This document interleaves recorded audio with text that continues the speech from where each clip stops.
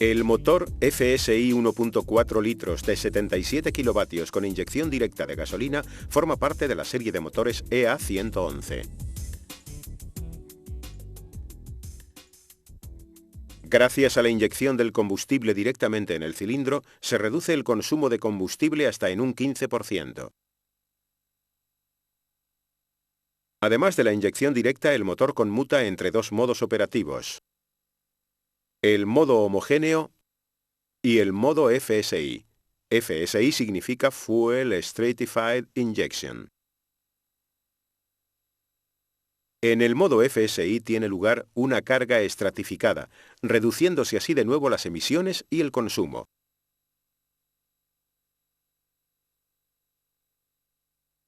La carga estratificada resulta ventajosa únicamente con regímenes bajos y un par motor reducido.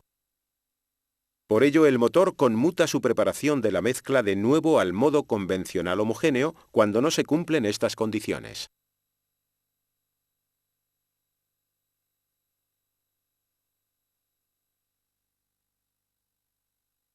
Este primer vídeo de dos programas audiovisuales del motor FSI explica en detalle la tecnología del motor FSI. Consta de dos partes.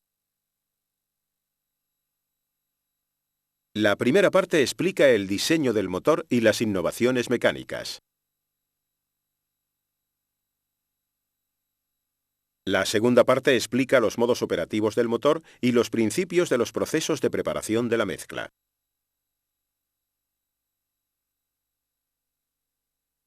El segundo videoprograma trata de la gestión del motor y los sistemas depuradores de los gases de escape y explica algunas funciones de diagnóstico del motor FSI. Encontrará más información al respecto en los cuadernos autodidácticos 252 y 253. Primera parte: diseño del motor e innovaciones mecánicas. Con tan solo 99,5 kilogramos, el nuevo motor 1.4 litros es un peso ligero. Sus dos árboles de levas dispuestos en la culata accionan 4 válvulas por cilindro. Un sistema de distribución variable en el árbol de levas de admisión de regulación continua regula los tiempos de distribución de las válvulas de admisión. El motor dispone de una unidad de mando de la mariposa calentada por agua y gestionada electrónicamente, una recirculación eléctrica de gases de escape y un sistema de refrigeración con regulación electrónica. El motor está diseñado para un combustible de 98 octanos.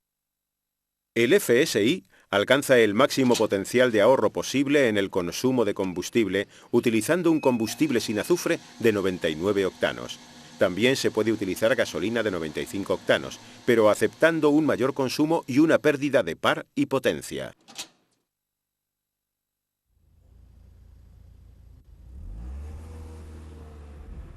El motor FSI del Lupo cumple con la normativa sobre emisiones de escape UE4 y puede alcanzar un consumo de combustible según la norma MVEG de tan solo 4,9 litros a los 100 kilómetros.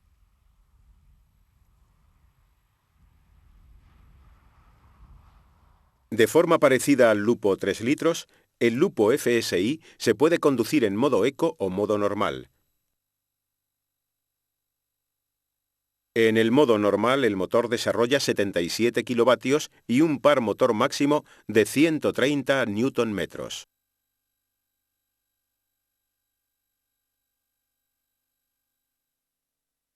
En el modo eco, el régimen del motor se limita a 4.000 revoluciones por minuto y se reduce la cantidad inyectada a plena carga.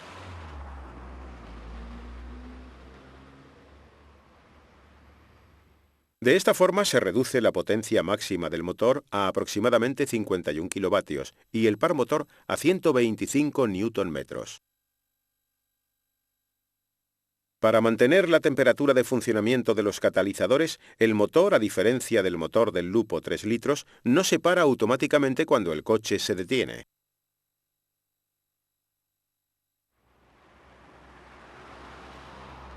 Y para mantener el corte en deceleración activo durante el mayor tiempo posible, no se desembraga el cambio en las fases de deceleración.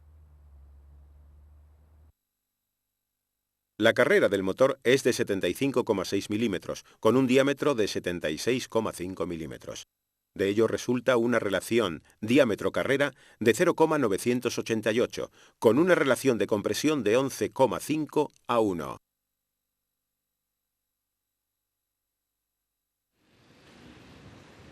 Debido a la relación de compresión relativamente alta, el rendimiento del motor FSI es aún mayor.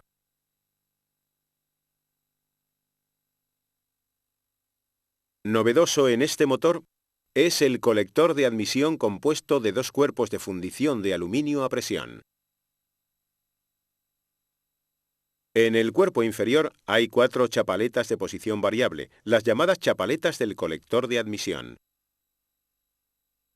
El cuerpo superior del colector de admisión tiene un depósito de depresión a través del cual se accionan las 4 chapaletas del colector de admisión que controlan el flujo de aire al cilindro.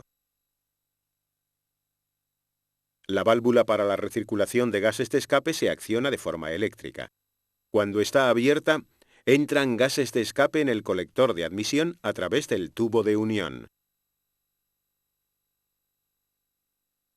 El bloque motor está fabricado en fundición de aluminio a presión. En lugar de utilizar las camisas de fundición gris tradicionales, las paredes interiores de los cilindros llevan un recubrimiento proyectado por plasma.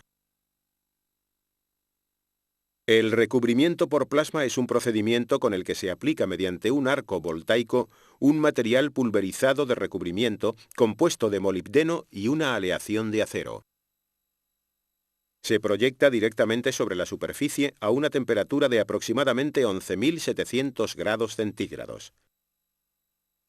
Al enfriarse las partículas del material proyectado, se produce una unión por forma y por concordancia geométrica entre el recubrimiento y la pared del cilindro.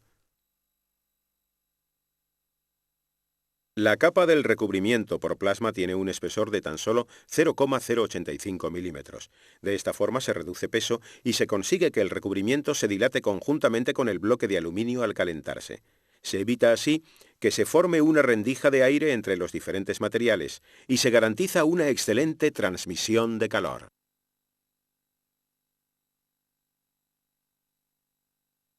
Gracias a la transmisión de calor mejorada, se pueden reducir los conductos de líquido refrigerante.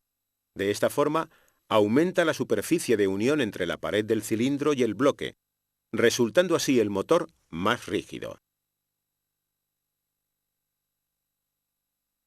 Otra ventaja del recubrimiento por plasma se hace patente durante el bruñido de las paredes interiores de los cilindros. Durante el bruñido de las camisas de fundición se producen unas estrías diagonales entrelazadas. Estas estrías sirven para retener el aceite y garantizar así una lubricación suficiente.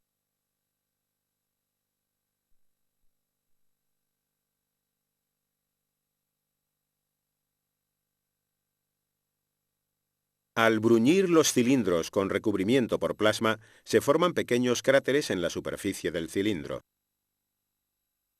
Estos cráteres son una gran ventaja, ya que mientras los segmentos de pistón se desplazan por encima, el aceite permanece en ellos y se le aplica presión. La contrapresión que se genera actúa sobre el segmento del pistón, de forma que éste se desliza sobre un cojín de aceite.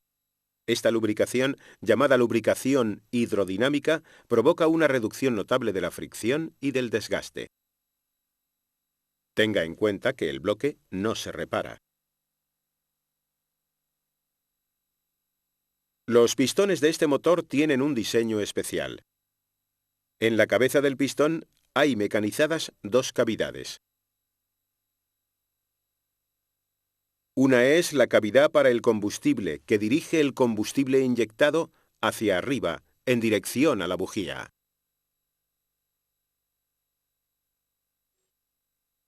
La segunda es la así llamada cavidad de turbulencia.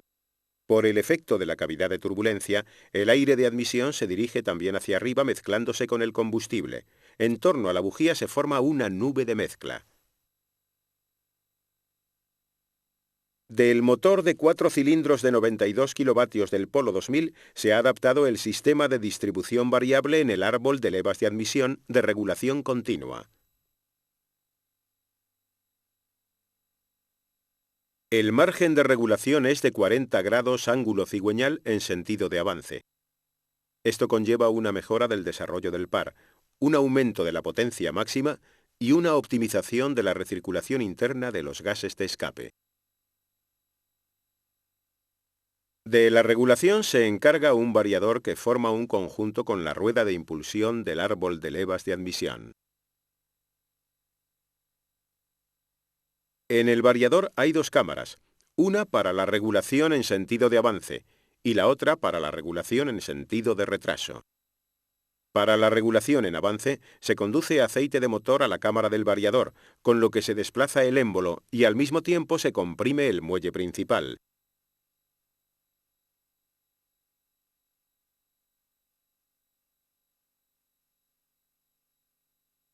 Para la regulación en sentido de retraso, el aceite se dirige al otro lado del émbolo.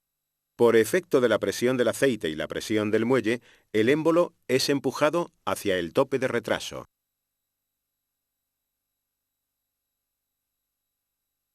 Cuando no hay presión de aceite, el muelle empuja el émbolo hacia el tope de retraso. Esta es la posición inicial. Veamos cómo el movimiento axial del émbolo se transforma en un movimiento radial para la regulación del árbol de levas. El émbolo, al desplazarse hacia adelante y hacia atrás, gira al mismo tiempo sobre un dentado oblicuo, con lo que modifica la posición del árbol de levas en relación a la rueda. El giro del árbol de levas, posible gracias al dentado oblicuo, produce una modificación de los tiempos de distribución de admisión.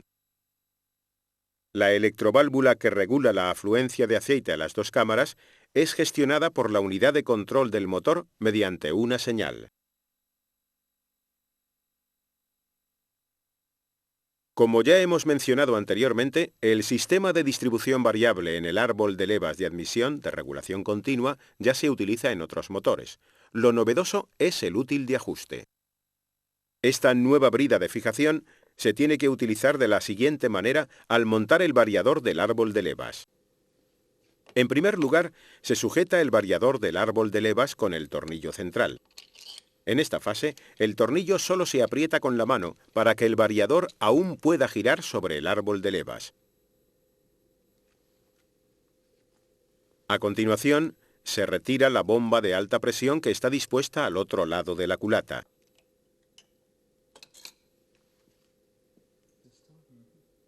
Ahora, montar con cuidado la brida de fijación, teniendo en cuenta que su pasador de bloqueo y la ranura queden alineados con respecto al orificio y el reborde del árbol de levas. Girar a continuación el árbol de levas hasta que los agujeros del útil coincidan con los orificios roscados de la carcasa de los árboles de levas. Sujetar la superficie de guiado de la brida de fijación con los dos tornillos métrica 6×15 y apretar los tornillos al par de 10 Nm.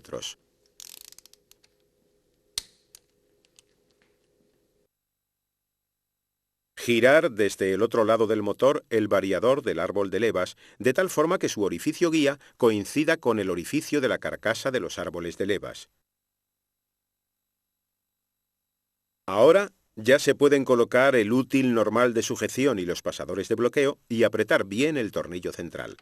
Para ello, siga las instrucciones del manual de reparaciones.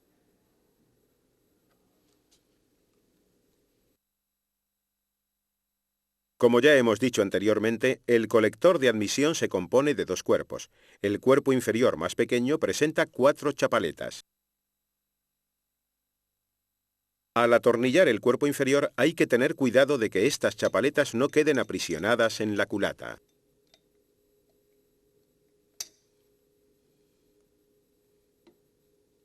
Se recomienda mover un poco las chapaletas al montar el cuerpo inferior en la culata, pero sin abrirlas en exceso, ya que, de lo contrario, se introducen indebidamente en los conductos superiores del colector de admisión. Las chapaletas tienen que entrar en los conductos inferiores, tras lo cual tienen que funcionar suavemente. Gracias al sistema de refrigeración electrónica se consigue un rendimiento aún mayor del motor. Tradicionalmente, los sistemas de refrigeración tienen la función de mantener la temperatura del líquido refrigerante a unos 85 a 90 grados centígrados, que es la temperatura ideal para el funcionamiento del motor a alta carga. Cuando la carga del motor es menor, la temperatura ideal del líquido refrigerante es de 105 a 110 grados centígrados. En el sistema de refrigeración electrónica, la unidad de control vigila tanto la temperatura del líquido refrigerante del motor como la temperatura a la salida del radiador. Conforme a ello, controla un termostato electrónico regulando su alimentación de tensión. Así se puede regular mediante el termostato el caudal de líquido refrigerante en el radiador, de forma que la temperatura del líquido refrigerante sea la ideal para todas las condiciones de carga.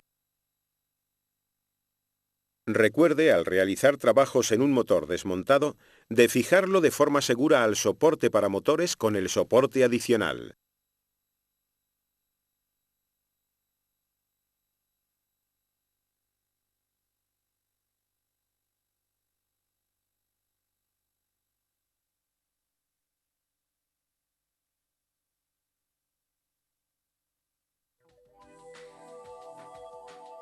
Segunda parte. Modos operativos del motor y los principios de los procesos de preparación de la mezcla. Por preparación de la mezcla y combustión, entendemos los procesos mediante los cuales se mezclan el aire y el combustible, se explosiona la mezcla y se convierte en energía. Existen dos procesos de preparación de la mezcla: el modo homogéneo y el modo de carga estratificada. Tradicionalmente, los motores de gasolina funcionan con una mezcla homogénea. Esto significa que la mezcla de aire y combustible está distribuida de forma uniforme por todo el cilindro. El combustible se inyecta en el colector de admisión, donde se junta con el aire de admisión. Las masas de aire y combustible para toda la carga del cilindro se mezclan entre sí en una proporción de 14,75 a 1. Esta mezcla se comprime en el cilindro y se inflama. La carga estratificada es un proceso de la tecnología diésel. El combustible se inyecta en una cámara en la que ya existe una determinada cantidad de aire arremolinado. El combustible se inflama en el momento de ser inyectado, de forma que la combustión de la mezcla se produce instantáneamente. Solamente es inflamable una así llamada nube de mezcla en el centro del cilindro. En las zonas marginales de la cámara de combustión, el aire permanece sin combustible y aísla la nube de mezcla inflamada de las paredes del cilindro. De esta forma se transforma una mayor parte del calor en energía en lugar de pasar al sistema de refrigeración. Además, en total, la proporción de aire es superior, con lo cual la carga estratificada resulta más ventajosa en lo relativo a consumo y emisiones.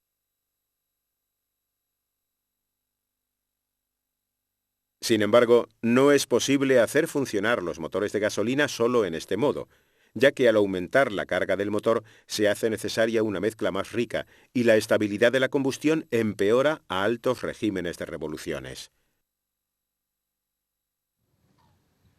En cambio, a bajos regímenes y cargas, el modo de carga estratificada ofrece ventajas significativas en lo relativo a las emisiones y el consumo.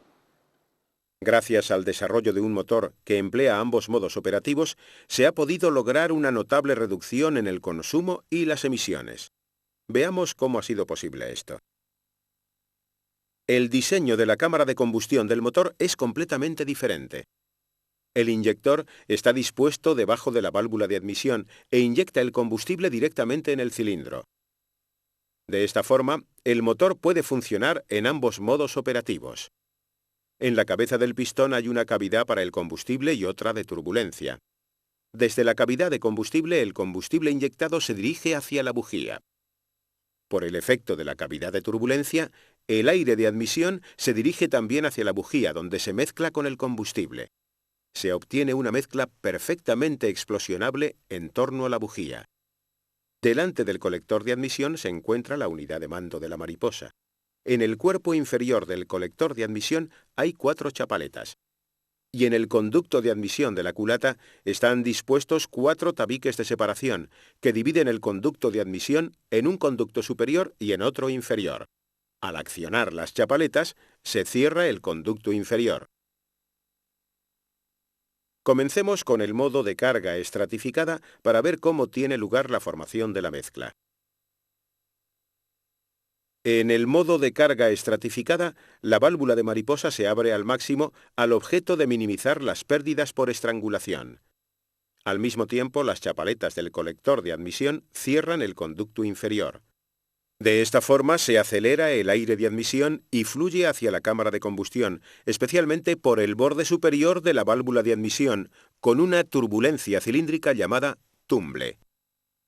Mientras que el pistón se desplaza hacia arriba en la fase de compresión, aumenta la turbulencia cilíndrica por el efecto de la cavidad de turbulencia.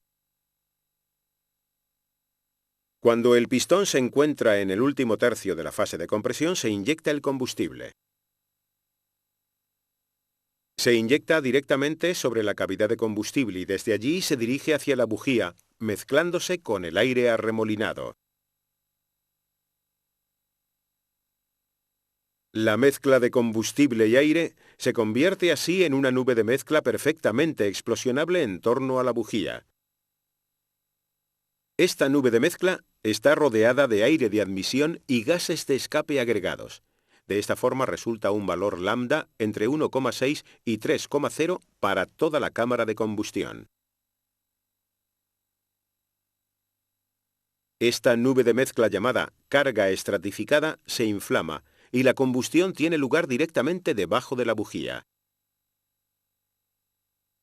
Como ya hemos dicho anteriormente, en el modo de carga estratificada, la válvula de mariposa está casi completamente abierta.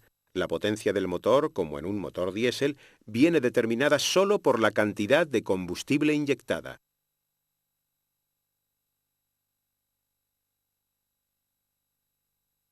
Por eso, al conmutar al modo homogéneo, hay que posicionar en primer lugar la válvula de mariposa de forma que concuerde con la posición del pedal acelerador. El conducto inferior en la culata sigue cerrado. Esto tiene un efecto positivo sobre la preparación de la mezcla. Al seguir aumentando la carga y el régimen, el motor necesita más aire y se abre el conducto inferior. Debido a que la inyección ya tiene lugar en la fase de admisión, el combustible se mezcla con el aire de admisión de forma homogénea, es decir, uniformemente en todo el cilindro. Durante la fase de compresión, el aire se sigue mezclando y es inflamado justamente antes del punto muerto superior. La conmutación del modo homogéneo al modo de carga estratificada tiene lugar de forma tan suave que el conductor no nota nada. Para poder activar el modo de carga estratificada, se tienen que cumplir los siguientes requisitos. El motor funciona con un bajo régimen de carga y revoluciones. La temperatura del líquido refrigerante supera los 50 grados centígrados. La temperatura del acumulador de óxido de nitrógeno está entre 250 y 500 grados centígrados. Las chapaletas del colector de admisión están cerradas. El sistema no tiene ningún fallo que pueda afectar a las emisiones de escape. El desarrollo de motores con inyección directa de gasolina se intensificará en el futuro para reducir el consumo de combustible y las emisiones contaminantes.